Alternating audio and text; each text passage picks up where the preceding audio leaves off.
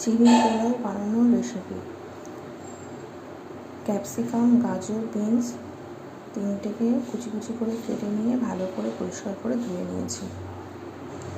এরপর 250 গ্রাম মতো চিলি নিয়ে এটা পরিষ্কার জলে ভালো করে ধুয়ে নেব, কিন্তু সঙ্গে সঙ্গে ধুয়েই তুলে নিতে হবে, ভিজিয়ে রাখা যাবে না, তাহলে পোলাওটা গলে যাবে।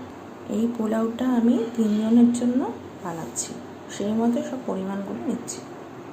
এটা একটু বাচ্চাও খাবে বলে আমি লঙ্কা দেব না, আপনারা চাইলে লঙ্কা দিয়ে আর একটু কারি পাতা সরষে ফোড়ন দিতে পারেন। আমি এখানে সাদা জিরে আর সরষে ফোড়ন দিচ্ছি। এরপর একে একে আমি সবজিগুলো দেবো। একটু টমেটো কুচিয়ে দিলাম,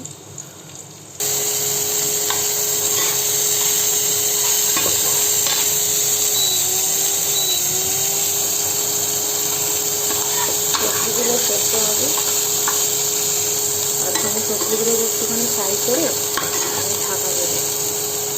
এর মধ্যে একটু নুন দিয়ে দিতে হবে, তখন তাড়াতাড়ি সেদ্ধ হয়ে যাবে।